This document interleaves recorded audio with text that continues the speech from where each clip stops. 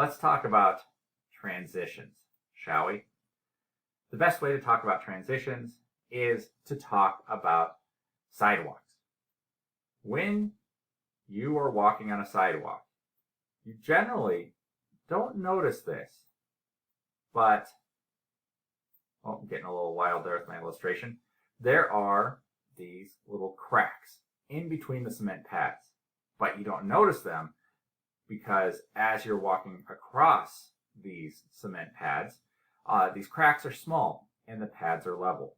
And so it's easy to walk or rollerblade or roller skate or ride your bike or skateboard because everything is nice and smooth.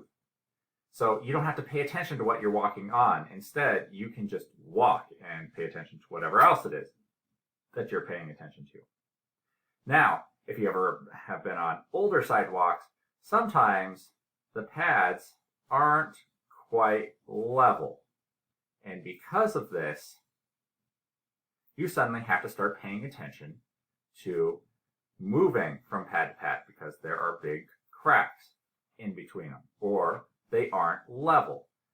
And so when you hit these, if you don't see these cracks, these larger cracks, the unevenness of the pads, you'll stub a toe or you'll snag a wheel and you'll fall over. And so this is a nice metaphor for transitions.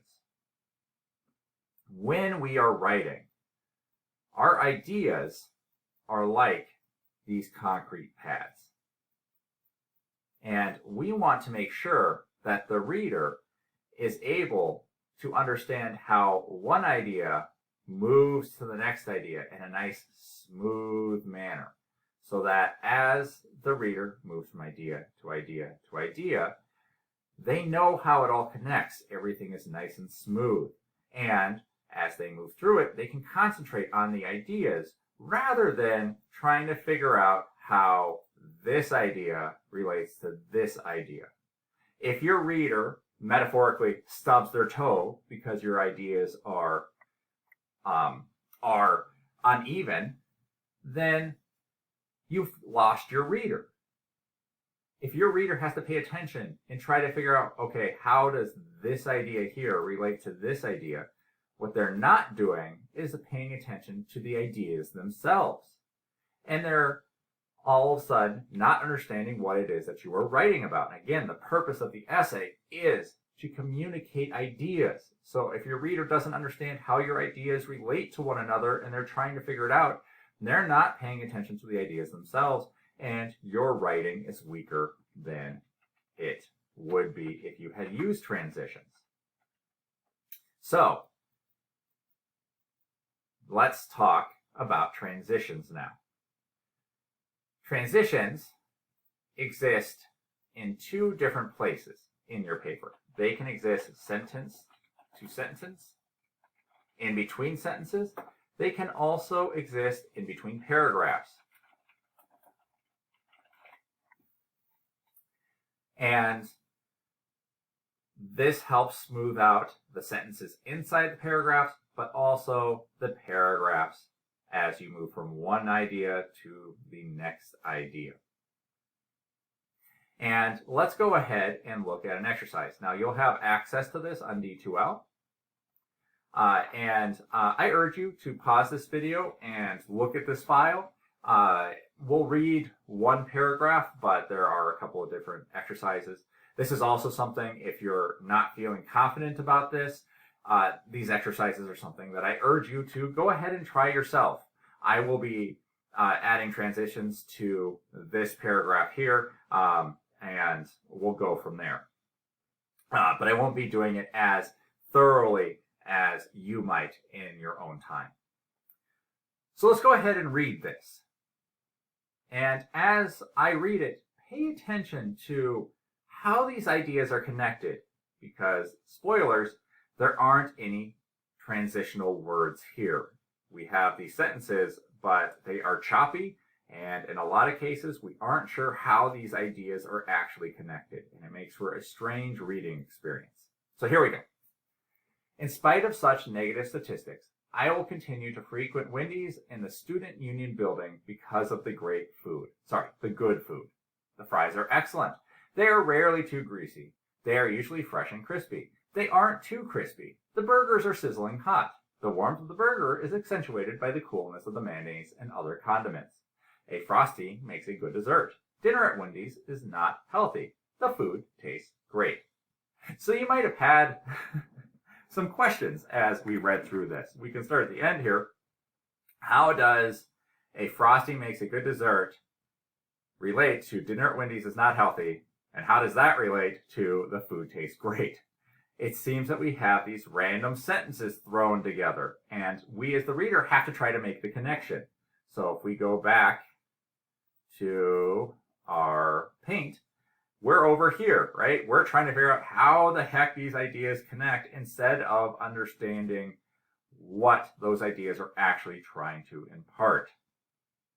So let's jump back here. Let's fix a couple of these real quick. Also, before we start fixing, you'll notice up here, the fries are excellent. They are rarely too greasy. They're usually fresh and crispy. They aren't too crispy. Here we have 4 sentences describing the fries, and they start with, most of them start with, they are, they aren't. So we can probably simplify this, right? We have unneeded repetition up here, which makes for a strange reading experience, and we're not sure how anything down here relates. So let's fix these two. Let's start up here. The fries are excellent. So how do we connect this to they are rarely too greasy? Well, here is a strategy for you. We can go to a Word document, a search engine, and type in transitional phrases. You can also type in transitional words if you want. It doesn't matter. You can go to any of these. You can see there's just lists and lists and lists of words. That's really what we're looking for. We'll just click on this first one, which is the University of North Carolina, so we know this is a reliable source. And if we go down to the bottom, we'll see here's a list of transitional words or phrases. This will help us if we don't exactly know how to create a transition. These words can give us ideas to fill in those gaps. So over here we have the relationship, and then we have the transition itself. So if things are similar, we might use also, or in the same way, or just as. But if the relationship between the two ideas is more of time, things happen after other things, or perhaps before other things, or during things. And again, if we want to create emphasis, then even, indeed, in fact, of course. So these lists give you ideas of how your words connect. So if you're not sure, how your ideas connect. So if you're not sure how 2 ideas, 2 paragraphs, or 2 sentences fit together, you can absolutely come check out a list. Just find a list and go ahead, read through it, and see which word fits the best. Okay, with that being said, let's go back to our paragraph. So now we're looking for the relationship between the fries are excellent and they are rarely too greasy. Well, this seems to be explaining this, right? This is why the fries are excellent. So maybe we say because. The fries are excellent because they are rarely too greasy. Sure, that absolutely works. We could then, and I'll say this right now, there are multiple ways of doing this. So if you watch me fix this sentence, you're like, oh, no, I would not write it that way. You're right. There are an infinite number of ways that we can combine or smooth out or transition between these sentences. So depending upon the type of writer that you are, make those transitions the way you want to make them. But since I'm the one doing this, we're going to make it the way I want to. Fries are excellent because they are rarely too greasy. They are usually fresh and crispy. They aren't too crispy. So let's go ahead and continue to add transitions here. We could create this into a list. The fries are excellent because they are rarely too greasy, usually fresh and crispy. We could do something like that. It's kind of awkward, so maybe we go, and while they are usually fresh and crispy,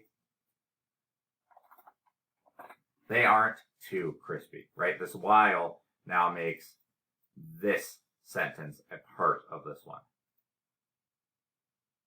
I think this works, right? The fries are excellent because they are rarely too greasy, and while they are usually fresh and crispy, they aren't too crispy. Now all of a sudden we've added transitions, and these ideas now link together. Let's go ahead and jump down here. A Frosty makes a great dessert. Dinner at Wendy's is not healthy. So how are these two related? Well, they seem to be saying the opposite. So perhaps we say but. A Frosty makes a great dessert, but dinner at Wendy's is not healthy. It still kind of holds together, right? We could absolutely rewrite this. And then we also have dinner at Wendy's is not healthy. The food tastes great. Well, this also seems to be saying the opposite. So we could say, however, the food tastes great. A Frosty makes a good dessert, but dinner at Wendy's is not healthy. However, the food tastes great. Something like this could potentially work. And I'm working fast here, so these transitions might not be as good as the transitions that you make, but they're just examples. So now we've added some transitions into our paragraph. We could add more, but let's talk about how you move from paragraph to paragraph. Remember, I said that we do between sentence to sentence, which we just visited, and we have paragraph to paragraph. So here, let's talk about how we do this. And the best way to do it is to find the topic sentence of each paragraph. That tells us the main idea of the paragraph. So, I will continue to frequent Wendy's in the Student Union building because of the good food. There we go. That is our topic sentence. And it goes into talking about how good the food is. Down here, we have another topic sentence. Wendy's has great service. Right now, we also do have a transition. Right? The also counts as the transition between these two. It's not strong enough. These two blocks of text are too big to be strung together with just an also. So let's go ahead and remove that. When you are going sentence to sentence, one word is enough. When you're going paragraph to paragraph, you need a full sentence. So what we're going to do, the reason we identified the main idea of these two paragraphs is because we now need to make a sentence, and we're going to put it right between them, that both mentions this main idea and this main idea. By creating one sentence that talks about both ideas, you smooth them out. You move from this idea to this idea. So you want to talk about what we were just talking about, and you want to talk about what we will be talking about.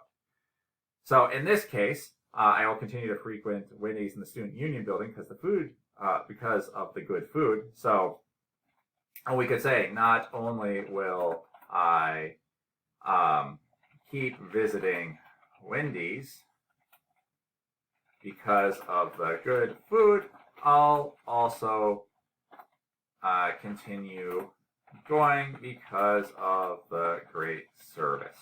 Okay? Let's go ahead and check this. I'll continue visiting Wendy's because of the good food. I'll continue frequently in Wendy's because of the good food. Yeah, that works. I also continue going because of the great service. Wendy's also has great service.